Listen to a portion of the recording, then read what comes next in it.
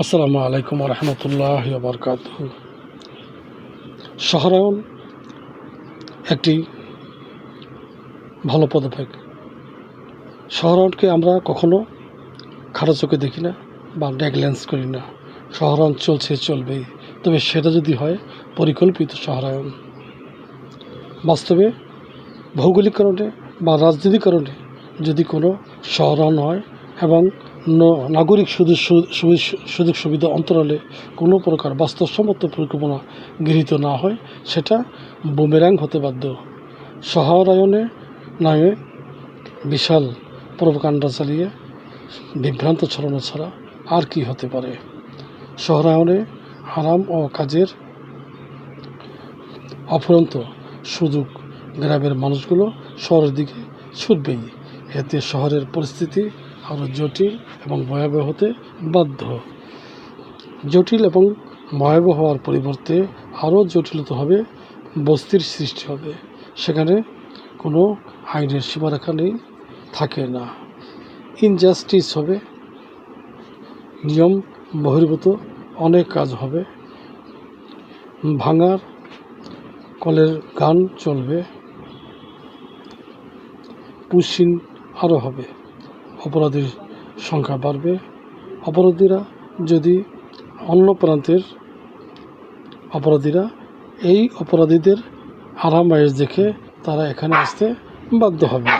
তো অপরাধীরা অবশ্যই একত্রিত হবে এবং একটা বিরাট আস্তানার সৃষ্টি হবে। অপরাধীর সংখ্যা দিনে দিনে আরও বৃদ্ধি পাবে। লোক আধিক্যের কারণে অপরাধের কারণে হোক, লোক আধিক্যের কারণে হোক, নাগরিক সুযোগ সুবিধার যে সমস্ত ন্যূনতম বিধি ব্যবস্থা আছে তা ভেঙে পড়বে।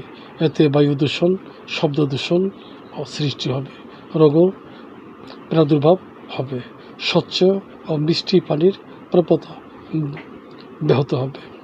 মানুষজন বিভিন্ন রোগে আক্রান্ত হয়ে হাসপাতালগুলোতে ভর্তি হবে, কিন্তু হাসপাতালগুলিতেও জায়গা পাওয়া যাবে না মানুষের রোগের আধিক্যের কারণে। শহরায়নের আরেকটা বড় কারণ হলো আধুনিক বিশ্বে শহরায়ন একটি গুরুত্বপূর্ণ শিল্প। বেসরকারি সরকারিভাবে শহরায়নগুলিতে মানুষের দৃষ্টি পড়ে। মানুষ তার বৈধ বা অবৈধ টাকা দিয়ে সেখানে প্লট কেনার জন্য হাত বাড়ায়, অথচ এই প্লট কেনার পরবর্তী পদক্ষেপ কী হতে পারে তা তারা জানেই না।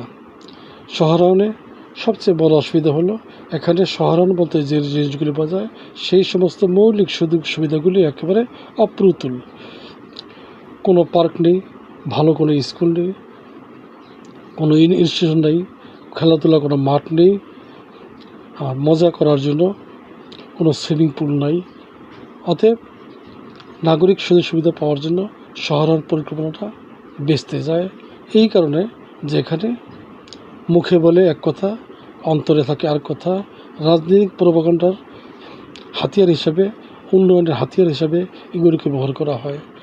পরিকল্পিত কোনো কাজ যদি নাগরিকের সুযোগ সুবিধায় পর্যবেসিত না হয়, তা সেই কাজ করার থেকে না করা বড়। বড় বড় অট্টালিকা, চকচকে দালান কোঠা আর সুন্দর রাস্তাঘাট করলেই কিন্তু উন্নয়ন হয় না। উন্নয়ন করতে হবে মানুষের কল্যাণের জন্য। 5 জন লোক যেখানে উন্নয়নের সুবিধা পাবে, কিন্তু 90 জন বা 95 জন লোক যদি সেই উন্নয়নের সুবিধা থেকে বঞ্চিত হয়, তাকে উন্নয়ন বলে না। উন্নয়নের সংজ্ঞা হলো নাগরিকদের বেশিরভাগ নাগরিক এই সুবিধা থেকে সুবিধা পাবে। এই সুবিধা থেকে সুবিধা পাওয়ার আরেকটা বড় কারণ হলো সরকার যে সমস্ত পদক্ষেপ নেবে তার ধারাবাহিকতা থাকতে হবে। পরিবেশের সঙ্গে সংঘাত করে, পরিবেশকে বশ না মানিয়ে যুদ্ধ ঘোষণা করে কোনো প্রকল্প বাস্তবায়ন অসম্ভব। পরিবেশ এর পদক্ষেপ নেবে, এতে শহরে বা গ্রামের সর্বত্রই ঝড় ঝঞ্ঝা, সাইক্লোন, মহামারী, বন্যা, বাদল, অতিবৃষ্টি, খরা, এগুলিতে মানুষ অনেক কষ্ট পাবে, ফসলানি হবে, মানুষ তখন অনেক কষ্টের জীবনযাপন করবে। অতএব মানুষের সুযোগ সুবিধাকে সুন্দর ও আপেক্ষিকভাবে গুরুত্ব দিয়ে এই কাজকে পরিবেশের সঙ্গে সামঞ্জস্য করে করতে হবে। তা না হলে যে কোনো কাজ ভালো হবে না। মানুষ এই কাজের থেকে সুবিধা নিতে পারবে না। মুষ্টিমেয় কিছু লোকের সুবিধার জন্য এটাকে ভালো কাজ বলা যাবে না। ভালো কাজ বলতে বলা যায় সমস্ত নাগরিকদের বেশিরভাগ মানুষ যদি এই সুযোগ থেকে সুবিধা পেতে পারে তাহলে ভালো কাজ। যদি সুন্দরবনের কথা বলি, বিগত সরকারের আমলে সুন্দরবনে একটি কয়লার বিদ্যুৎ কারখানা সৃষ্টির জন্য পায়তারা করছিল। যদিও বর্তমানে সেটা চালু করা হয় নাই, বিভিন্ন ধরনের আন্দোলন, আলোচনা সমালোচনা চলছে। যেখানে বাংলাদেশের ফুসফুস বলা হয় সুন্দরবনকে, সেই সুন্দরবনের পরিবেশটাকে ধ্বংস করার জন্য যে একটা ব্যবস্থা নিচ্ছে সেটা মানসম্মত না বা বিজ্ঞান ভিত্তিক নয়। বিভিন্ন আলোচনা, পর্যালোচনা, সেমিনার, সিম্পোজিয়ামে আমরা এই জিনিসটি বুঝতে পারি যে এই প্রকল্প বাস্তবায়নের জন্য যে একনেকের বৈঠক হয়, সেখানে যাই কিছু গৃহীত হয় তা আসলে এক পেশে। এভাবে কোনো জিনিস প্রকল্প গ্রহণ করে বাস্তবায়ন করা অত্যন্ত কঠিন এবং অমর্যাদাকর এবং পরিবেশের সঙ্গে সামঞ্জস্যবিহীন কোনো কাজ নাগরিকদের কল্যাণ হতে পারে না। নাগরিকরা সুন্দর ও সুশাসনের অধীনে জীবনযাপন করতে পারে। অতএব শহরায়নের পরিকল্পনার যথেষ্ট গুরুত্ব আছে।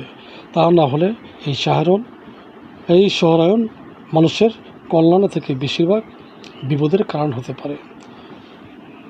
আমরা পৃথিবীতে অনেক শহরায়ন দেখেছি যেখানে ধ্বংস হয়ে গেছে, আবার অনেক শহরায়ন দেখেছি যেখানে সুন্দর এবং সুশৃঙ্খল শহরের বাতায়ন খোলা হয়েছে।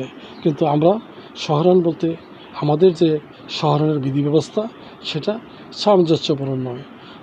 বন আছে, গাছ আছে, সব কেটে একাকার বাড়াতে হবে, জমি বাড়াতে হবে, সেটা খাল ভরাট করা হোক, নদী ভরাট করা হোক, যেভাবে হোক জমি বাড়াতে হবে, বেশি টাকা বিক্রি করতে হবে।